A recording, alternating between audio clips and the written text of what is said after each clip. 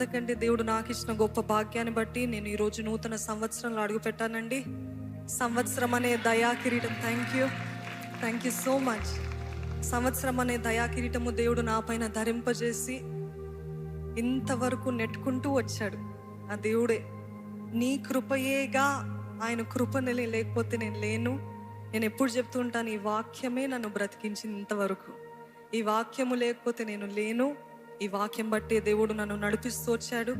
ఈరోజు నేను ఏమైనా బెటర్ అయ్యాను అని అంటే అది దేవుని యొక్క మహాకృప. అదే రీతిగా నా భర్త గారి యొక్క ప్రోత్సాహము బట్టే దేవుడు ఇంతగా మమ్మల్ని ముందుకు నెట్టు సాగింపజేస్తున్న విధానం బట్టి దేవుని ఎంతగానో స్తుతిస్తున్నానండి. అదే రీతిగా సొంత వారి ప్రేమ కంటే ఈ ఆత్మీయులు మీరిచ్చే ప్రేమ ఎంతో గొప్పదండి. దాన్ని బట్టి నేను ఎల్లప్పుడూ రుణస్తురాలుగా ఉంటాను. హల్లెలూయా. మీరందరూ చూపించే ప్రేమ, మీరు కుమ్మరిస్తున్న ప్రేమ తట్టుకోలేనిది. అసలు అంత ప్రేమను బట్టి నేను ఎంతగానో స్తుతిస్తున్నాను దేవుణ్ణి. ఎందుకంటే ఆయన పిలుపు లేకపోతే మీరందరూ నాకు పరిచయం అయి ఉండేవారు కాదు.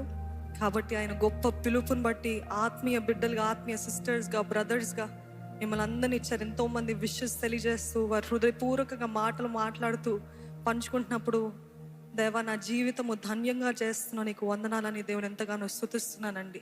ఈరోజు మరలా నేను చెప్పగలను, దేవుని మహాకృపను బట్టి ఈరోజు మేమేమై ఉన్నామో ఆయన అంత సమస్తము ఆయనకి మహిమను అర్పిస్తున్నాను. ఎందుకంటే no man can take his glory.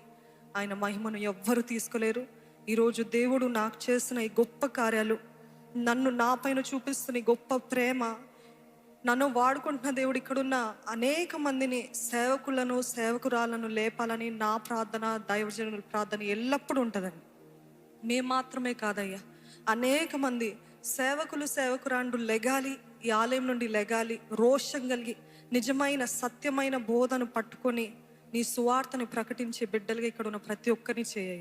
ఇక్కడ ఉన్న వారందరూ మీరు చెప్పగలుగుతారు, మేమైతే చెప్పగలుగుతాం. This is just your training season. Do you believe? దేవుడు ఒక తర్బీదులాగా ఈ మాటలు, ఈ పాటలు, ఈ ఆరాధన, వాక్యము, ప్రార్థన ఇవన్నీ నేర్పిస్తూ ఉన్నాడు.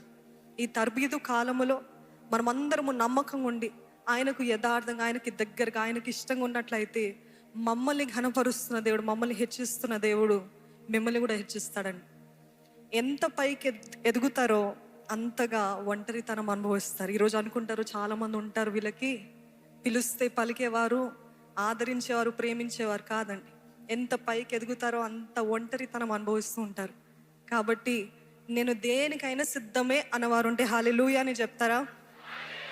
ఎదురు దెబ్బలు తింటారు, నొప్పులు తింటారు, బాధలు, మాటలు, వేదనలు ఇవన్నీ ఉంటాయి. అన్నిటికంటే ఎక్కువగా స్పిరిచువల్ వార్ఫేర్, అపవాదితోటి యుద్ధము, ఇవన్నిటినీ నేను ఎదుర్కోగలుగుతాను అని అంటే దేవుడు వెంటనే ఇవ్వడండి.